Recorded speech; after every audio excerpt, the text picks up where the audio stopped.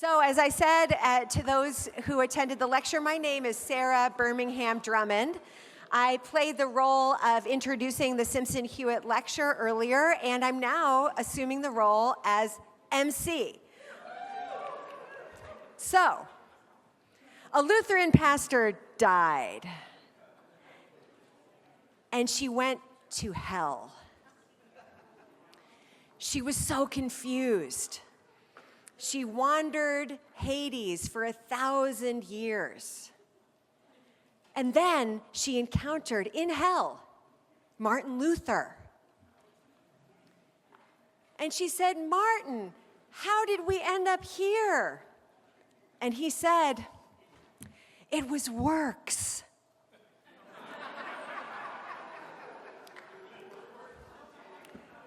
Now that's the only real theology joke I know. And I felt like as MC, I needed to say something funny, but I can't roast Mark. I can't roast Mark Heim. My mother and husband asked, "So how's Mark doing with all of this attention and focus on his celebration?" I said, "Mark seems so grateful and mortified." I feel like Mark would be so much more comfortable if we were celebrating anybody else. But here we are celebrating Mark Heim.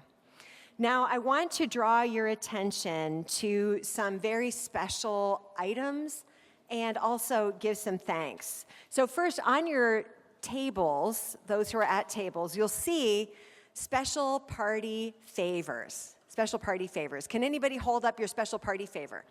So your multicolored pens and your bookmarks are a celebration of religious pluralism. And we hope that you use your bookmark to read Mark's books. Also, you'll see at our tables some flowers and table tents and brochures and the food that you're eating and the cake that you'll enjoy. All of this was made possible by the Andover Newton powerful, small, mighty staff. David C. Smith, Annalisa Lubert, and Jaquan Beecham. We're a small team, but we've worked really hard because we care so deeply about Mark, and we're so glad that all of you are here. It's really fitting that we're gathering together on a Thursday night because Andover Newton worships on Thursday nights in a service that we call Emmaus. Emmaus includes dinner and Bible study led by students taught by our very own Gregory Mobley, followed by music and testimony and worship. One of the most influential leaders behind the creation of Emmaus was Mark's spouse, Melissa Heim.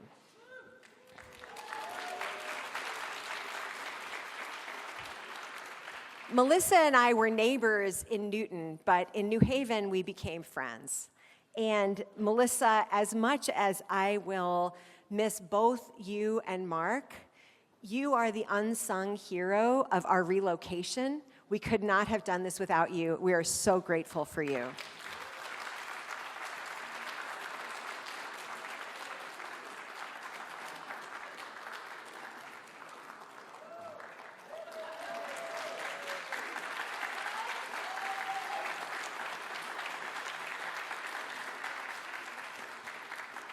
Now, let the tributes begin. First, we have former student of Mark's and now current friend, the Reverend Susan Murtha.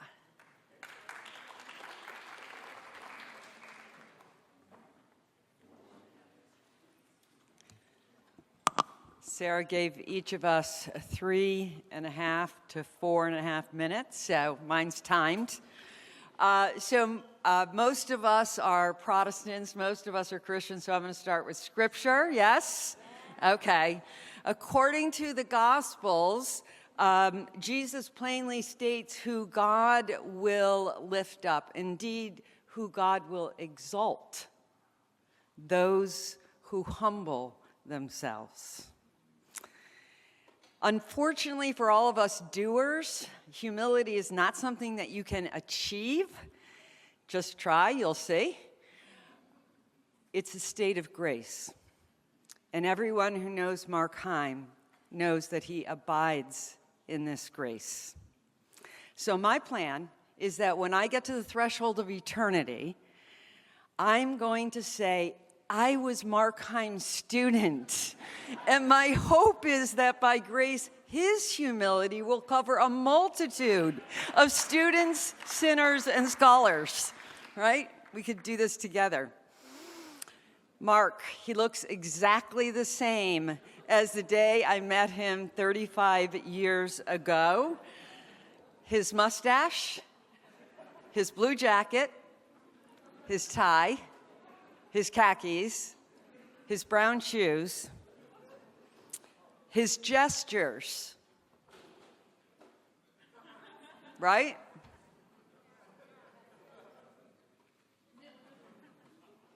And his Columbo way, the older people will recognize that reference, his signature Columbo way of puzzling, positing a position through a question.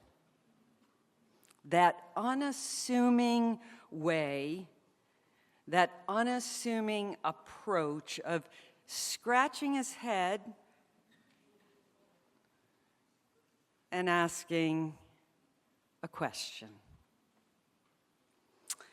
Questions. I put this part in a letter. Dear Mark, with generations of students and scholars, this I know. My soul had burning questions. And though I searched like the woman after the lost coin, I found no satisfaction in the world. And then there was you. You not only had all these questions, you changed so many theological conversations by your questions about faith and science, 400 years, about the cross, about salvation, our core topic that seemed to me so stuck until you changed all the questions.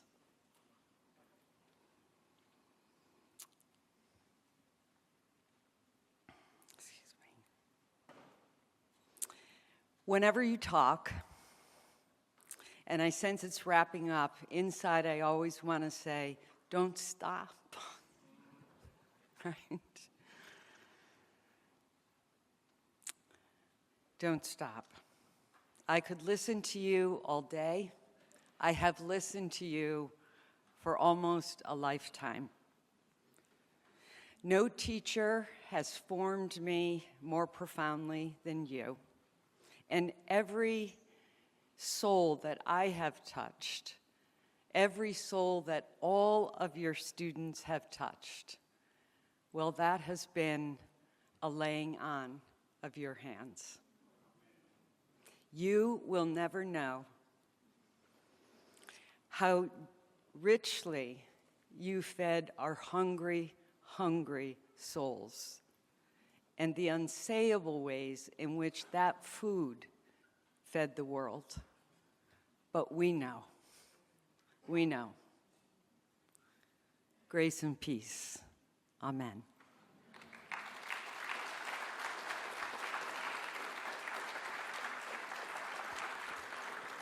And now we'll hear a word from the chair of our alumni board, Laura Kisthardt. Good evening. If you still have your program from our events earlier, I invite you to take it out now So this is our opportunity to participate in this evening, these very special celebrations. It's not just a matter of hearing, it is also an opportunity to give. And so that's why I'm inviting you to take out that program because it has a QR code on it. We'll save that for a second. So I have the privilege of inviting you into something meaningful, something that reflects not only a remarkable career, but a remarkable person. This semester, I've actually been back on campus auditing Professor Mark Heim's Christ and the Bodhisattva class. A few weeks ago, he came into class carrying a very large stack of books, and not the books that were assigned for the syllabus, but these were books that he had taken off of his own shelves, books on Buddhism and Christianity, books on religious pluralism, the kind of texts that have shaped his life's work. And he mentioned, he said to our class, we have a little break in between, it's a long class, and he says, take a look. If something interests you, you can take it home with you today. He mentioned that he was trying to thin out his library as he transitions, and that it's hard to part with books. I can also relate to that. You care a lot about your books, and that he felt better knowing that they would go to a good home where someone would read them and care about them too, knowing that the students who were gathered at those tables in the classroom, that those students would take those books and continue to learn from them. So maybe for the current students, that interaction might not have stood out, but it really did stand out to me. Books are aplenty here on the quad, but once you leave this place, it can be harder to find the right books, the books that give you that key insight. And this interaction, it really embodies the way that Mark approaches life. He was living out his faith through sharing those books, trusting that curiosity and learning will prevail. That's who Mark Heim has been throughout his career. He's a steady, guiding presence throughout seasons of profound change at Andover Newton, and his scholarship has shaped conversations around religious pluralism, Christian theology, and understanding, as we heard earlier tonight. But beyond all of that, it's his generosity of spirit, his way of giving of himself, of his time and his wisdom that leaves a lasting mark, not only on his students, but the colleagues and friends and everyone who interacts with him. The S. Mark Heim Endowed Scholarship, it has been created to carry that spirit forward. It will support students who are discerning and preparing to serve in the world. And so we are invited tonight to respond in kind. Mark gave what he had, books, ideas, encouragement, so that others might grow and learn together. And so we have the opportunity tonight to give what we have, so that other students might continue to walk this journey. There's even a matching gift that will double dollar for dollar, up to $50,000, a reminder that generosity has a way of multiplying beyond what we can imagine. And so tonight, I invite you to give, not just in honor of Mark, but in the spirit of that faith lived out, a faith that shares, a faith that trusts, a faith that invests in others. Let's carry this forward together.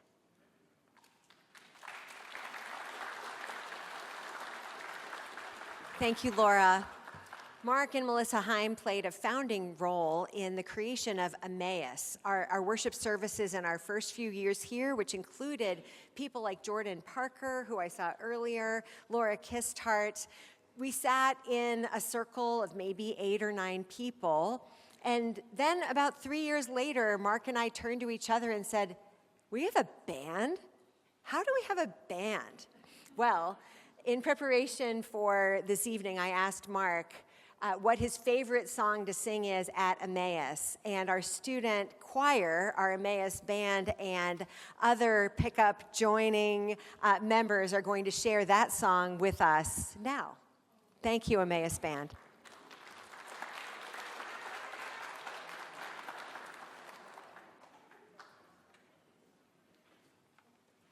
As they take their places, I want to give a special thank you to Reginald Payne, who is our band leader, director, Andrew Jameson, who accompanies us on the piano. Thank you all, musicians. And to Shara Person, who is our ministry, our music minister. So thank you all for being here and for your leadership.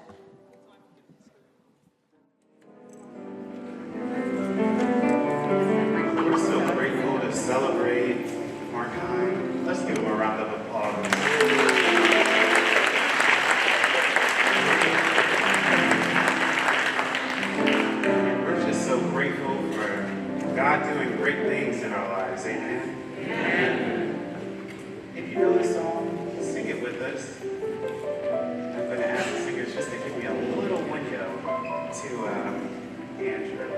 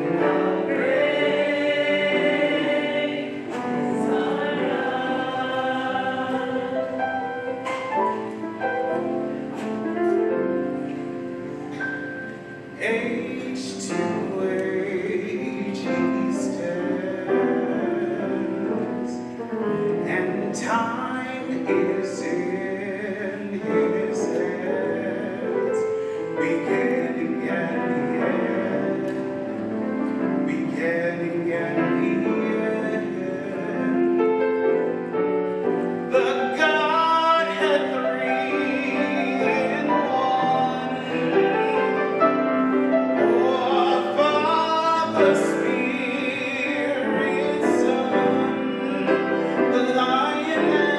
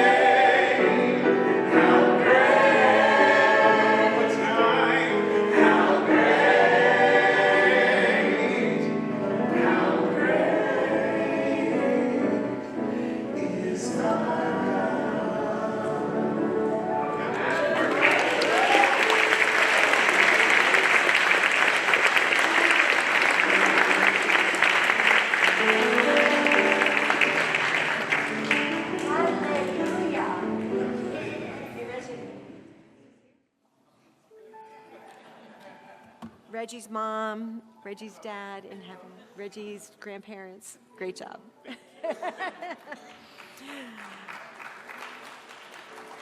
Thank you, Emmaus Band, for those beautiful, beautiful notes.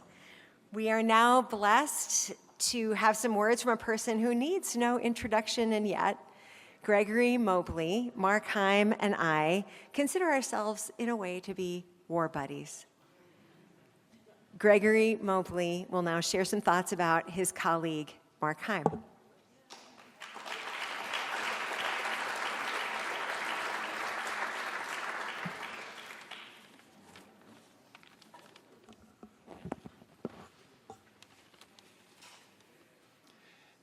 I once asked Melissa what quality she most admired in Mark. She said, humility. And while we're on the subject of his virtues, let me mention fidelity. Fidelity to Christ and his church, local and global, historical and contemporary. Fidelity to Melissa and to their unbreakable bond of companionship and common discipleship. Fidelity to Sarah and Jacob, and now I love to see these granddaughters here today.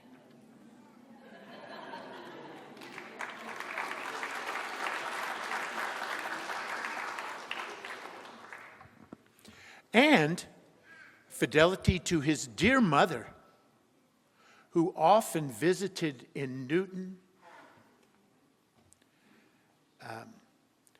Fidelity to the larger clan of Heim brothers and their broods, with whom they shared summers and holidays. Fidelity to the First Baptist Church in Newton. Newton Center, and that's spelled the British way.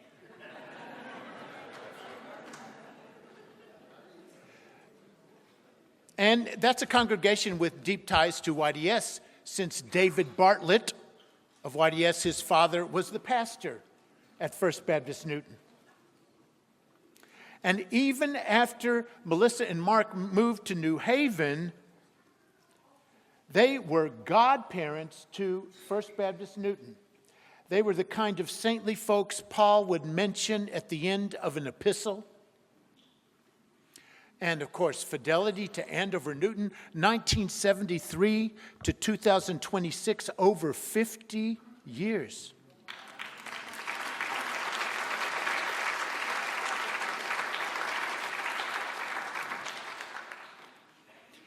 Here's one remarkable thing Mark once told me. He never saw the end of a spring term at Amherst for 2 of his 4 college years because of the protest against the war. They just had to shut school down, and Mark got arrested too, you know.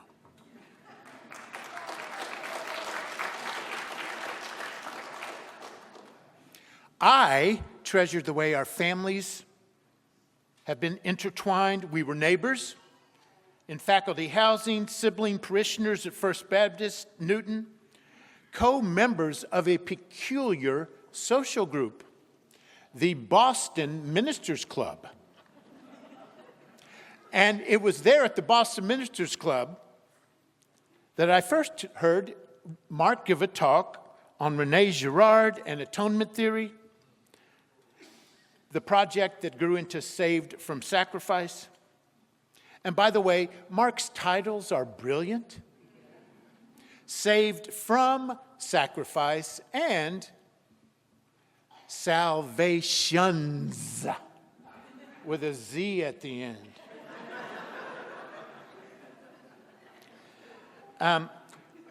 Mark and Melissa know my children. I know Sarah and Jacob. I had the sacred privilege of serving behind the scenes at Jacob's baptism. He's being a parent right now. Helping him don the white robe in the basement sacristy guiding him so he didn't trip on the winding staircase up to the chancel, and handing him a towel when he descended a new creation. And by the way, Mark is a fantastic preacher. I'll never forget the sermon he gave at First Baptist Church when he said, the Advent truth is not that God is great, sure, Allahu Akbar, but the Advent truth is that God is small.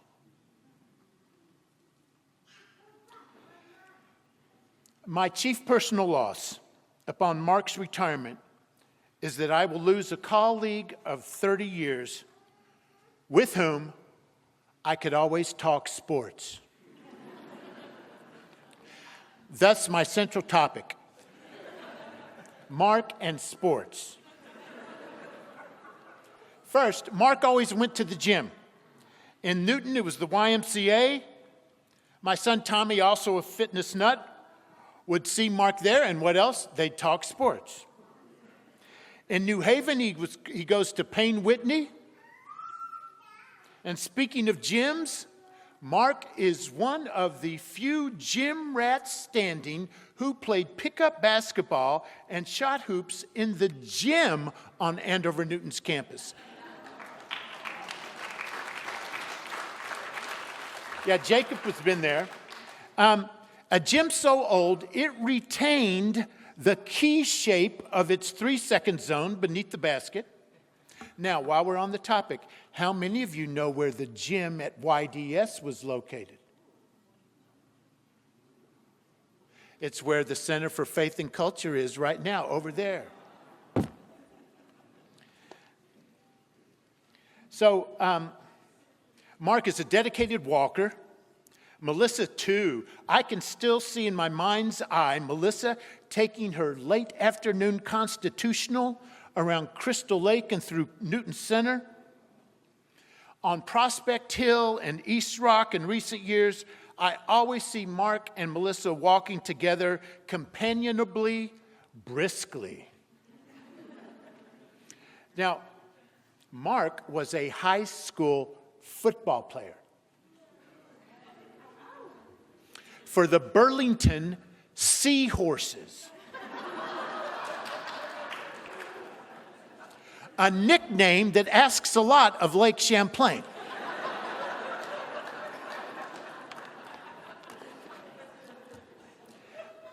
Mark played positions that demanded not humility, but physicality and ferocity. He was a guard on offense and a linebacker on defense. A time or two, over 30 years, Mark and I had a word or two with each other. A word or two that weren't edifying. And it was always my fault because I struggle with self-regulation.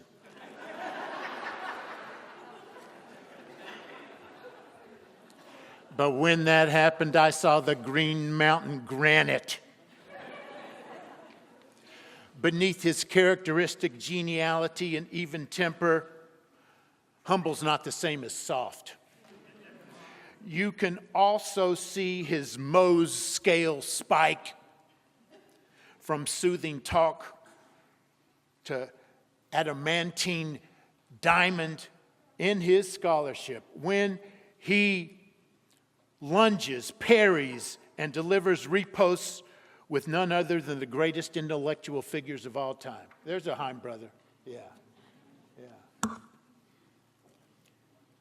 Well, to be a sports-minded minister in Boston means, above all, to have a Red Sox clergy pass.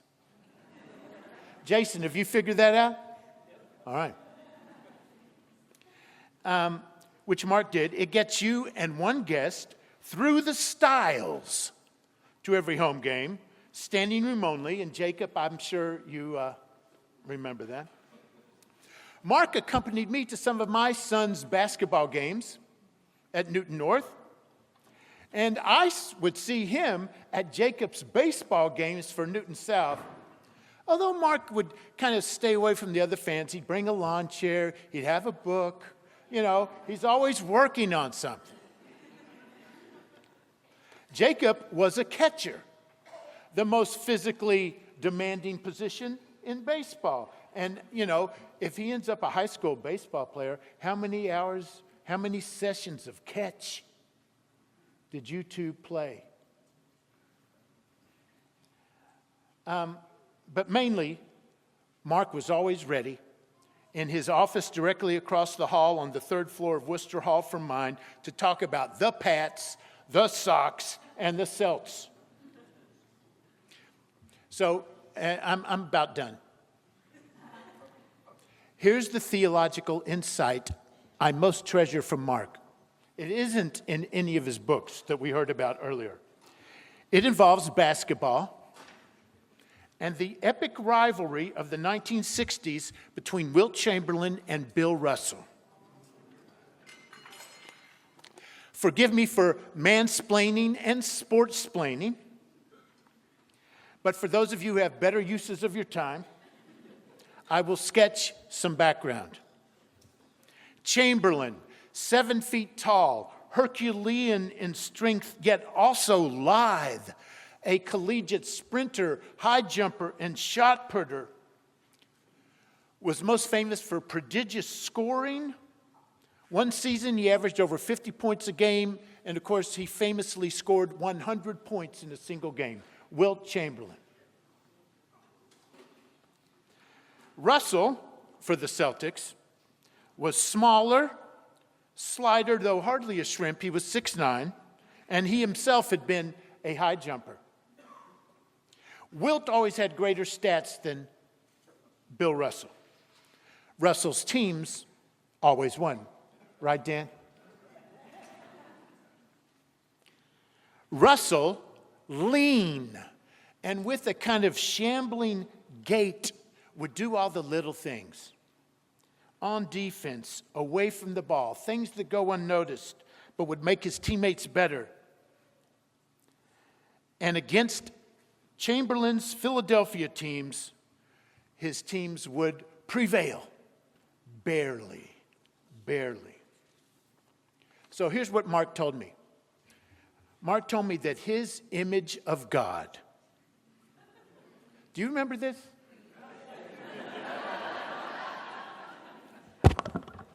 His image of God is that of Bill Russell, drenched in sweat, his uniform top sagging, shirt tail out, face as gaunt as an El Greco subject, bearing the faintest trace of a smile that projects triumphant exhaustion. Because by a single point in triple overtime, Russell had won over Chamberlain. Goodness had conquered evil.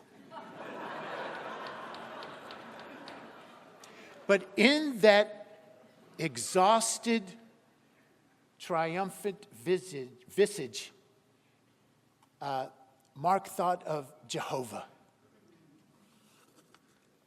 Love's redeeming work, which was Mark's central commitment in scholarship and daily life. Love's redeeming work is done. Alleluia.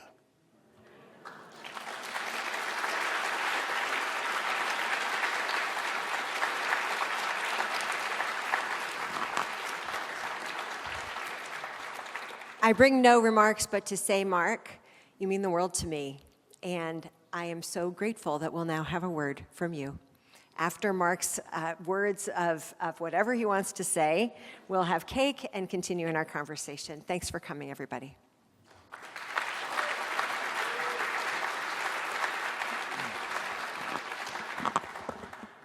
Well, I don't know what to say about what's been said, but I know what I want to say.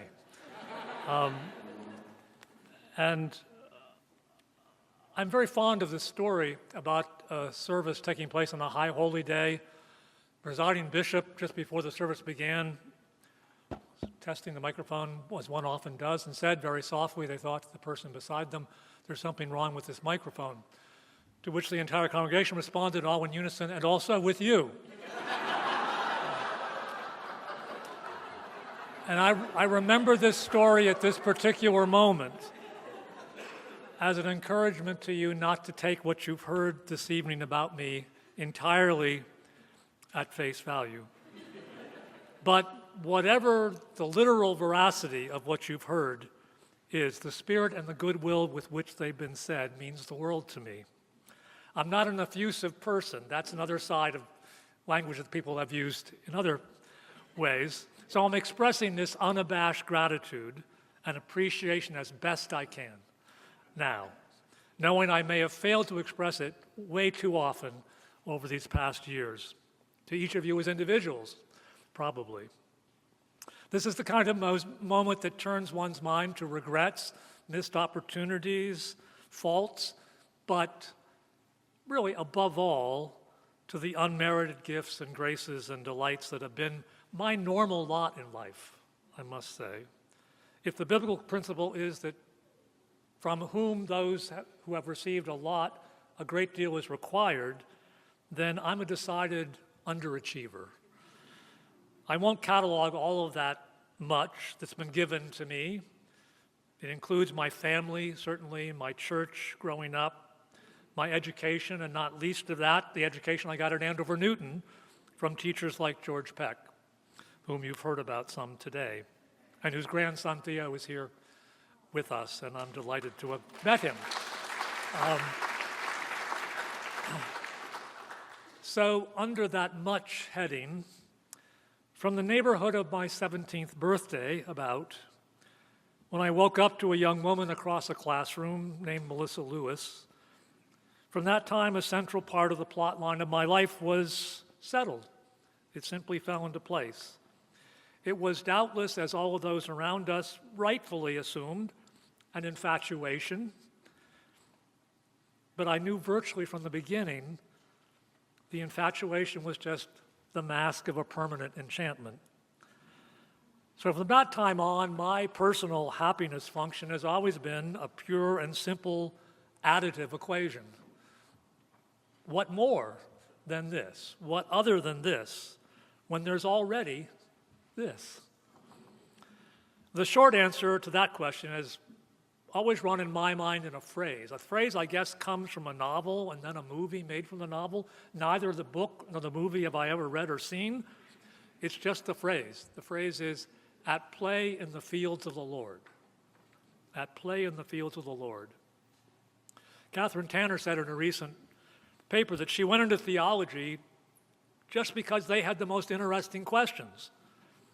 And I would second that. For me, it was just one more gift to have a job that allowed me to pursue questions, a whole range of questions, the questions about what Christian faith meant, how to live the Christian faith, what the world posed as questions to which there might be answers in Christian faith.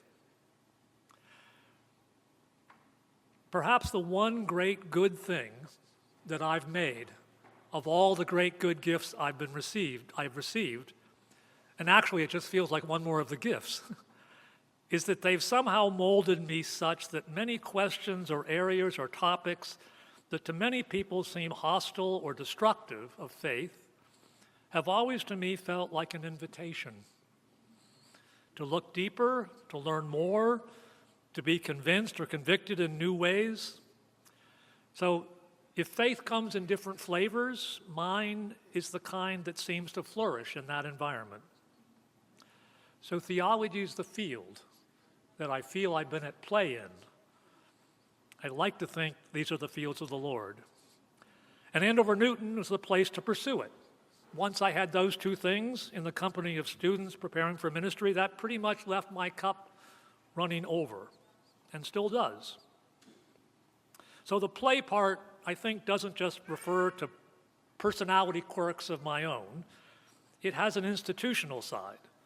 Because never in my lifetime of work at Andover Newton did it ever occur to me to bend or limit my thinking because of any external rule or standard or the response of any particular group. if there's been any virtue or any value in what I've done teaching and writing, it is the product of these gifts that I've described.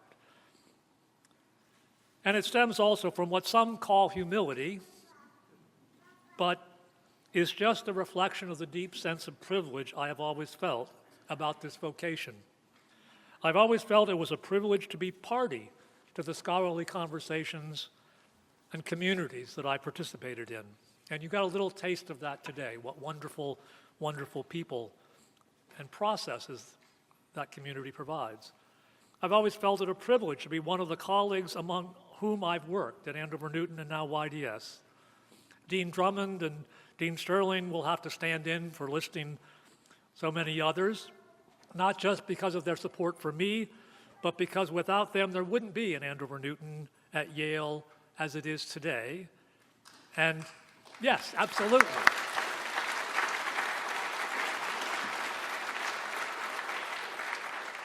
And if that were not true, then this event, for me personally, would have a very different character than it does. In fact, it has a character of joy and satisfaction and excitement about the future for this institution. And last of all, it's been a privilege to share the classroom with people who desperately wanted to be there, for whom education was not a credential, but a costly choice and commitment. So I'll end by referring just to one particular class of such students, not the only one, but it stands out in my mind in my time at Andover Newton. I think of a particular class of students that were very common over a certain number of years. These were people who were partway on life's journey, as Dante might say, partway on life's journey with already a job, a home, usually a family, and they felt the call and made the commitment to turn it all around, to do something not at all sensible, going to seminary. This often meant concretely to commute over ridiculous distances, on punishing schedules, through New England winters, to come to Andover Newton and enter ministry. They did that knowing that this investment and risk would not improve their economic situation. Knowing laughter from those who represent this group. Quite the contrary. Often it would even push them into debt. I can say that that is an exciting but sobering audience to have in front of you. To be the classroom on the other end of that commute was to ask myself, as they graciously rarely asked, just whether these hours were worth what it was costing them. That was the reality principle on the other side of my play in the fields of the Lord. So I think of one of those students who at graduation recounted how on his first day of classes for Andover Newton, for going to Andover Newton, as he stood on the porch somewhere, I don't know, far northern Maine, far northern New Hampshire, northern Vermont,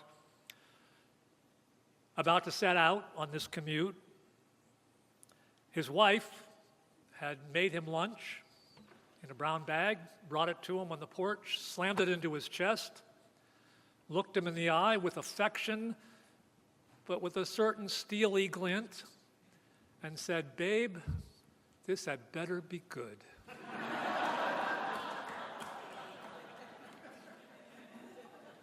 That always hovered at my shoulder, the knowledge that students paid a price for being in the classroom and hoping it would be worth their while. And my verdict, the verdict, on that is not mine to deliver. But I can say without a doubt that those years and those hours have been, for me, very, very good indeed. Thank you.